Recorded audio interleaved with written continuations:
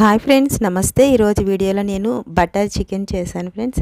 మనం హోటల్కి వెళ్ళి తింటే ఎలా ఉంటుందో సేమ్ అదే టేస్ట్తో ఒకసారి ఇంట్లో ట్రై చేయండి, చాలా బాగుంటుంది. నేను ఇక్కడ 1 కిలో వరకు చికెన్ తీసుకున్నాను. ఇందులో ఉప్పు, అలాగే పసుపు, అలాగే ఒక 2 స్పూన్ల వరకు కారం, ధనియాల పౌడర్, ధనియాలు జీలకర్ర కలిపిన పౌడరు, అలాగే 1 స్పూన్ వరకు అల్లం వెల్లుల్లి పేస్ట్ వేసుకున్నాను ఫ్రెండ్స్. వేసుకుని ఇదంతా బాగా కలిసేటట్టు కింద ఇలాగా కలుపుకోవాలి.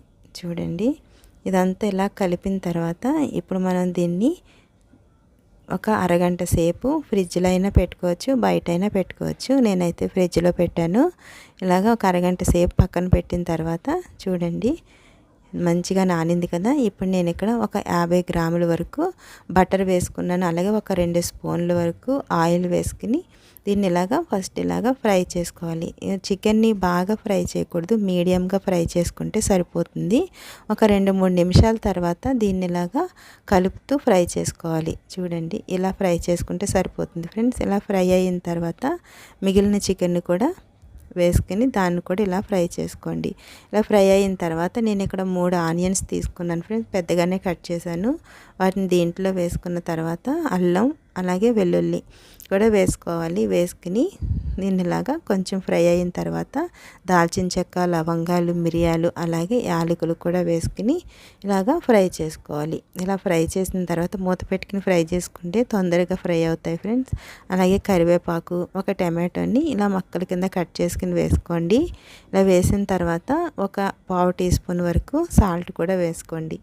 వేసుకుని ఒకసారి ఇదంతా కలిపిన తర్వాత ఒకసారి మూత పెట్టుకుని మగ్గించుకోవాలి. ఇలా మగ్గిన తర్వాత నేను ఇక్కడ ఒక 5-6 వరకు జీడిపప్పులు, అలాగే 1 స్పూన్నర వరకు పుచ్చపప్పు ఉంటుంది కదా, దాన్ని కూడా వేసుకున్నాను. ఇవి వేసుకోవడం వల్ల గ్రేవీ అనేది టేస్ట్ చాలా బాగుంటుంది. ఇలా మగ్గిన తర్వాత దీన్ని చల్లారనివ్వాలి. ఇలా చల్లారిన తర్వాత చూడండి, ఇలా మిక్సీ జార్లో వేసుకుని మెత్తని పేస్ట్ లాగా చేసుకోవాలి.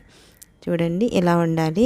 ఇప్పుడు మనము స్టవ్ వెలిగించుకుని దాని మీద ప్యాన్ పెట్టుకుని 1 స్పూన్ వరకు ఆయిల్ వేసుకున్నాను ఫ్రెండ్స్. ఆయిల్ వేసిన తర్వాత మనం మిక్సీ పట్టుకున్న గ్రేవీ ఉంది కదా, దాన్ని ఆయిల్లో వేసుకుని ఆయిల్ పైకి వచ్చే వరకు దీన్ని ఫ్రై చేసుకోవాలి.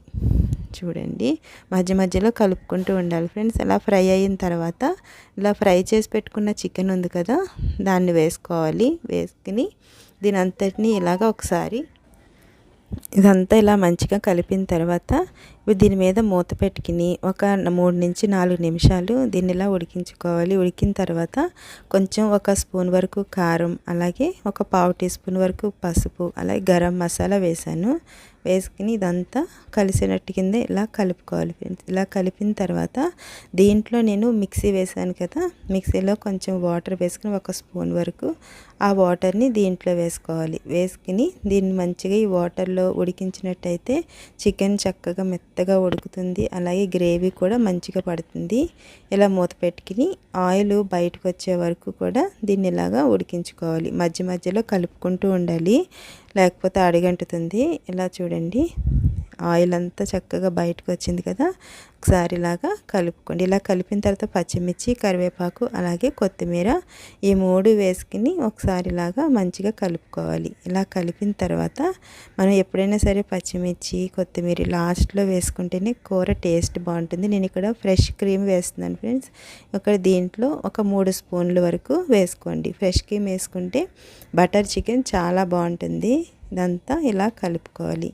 ఇలా కలిపిన తర్వాత ఇది చపాతీ, రోటీ, పుల్కా, అలాగే రైస్లో కూడా చాలా టేస్టీగా ఉంటుంది ఫ్రెండ్స్. చూడండి, చికెన్ మంచిగా ఉడికింది కదా. ఇలా ఇప్పుడు మనము దీన్ని ప్లేట్లో సర్వ్ చేసుకోండి. మీకు నచ్చినట్లయితే లైక్ చేయండి, షేర్ చేయండి, సబ్స్క్రైబ్ చేసుకోండి. Okay friends, thanks for watching.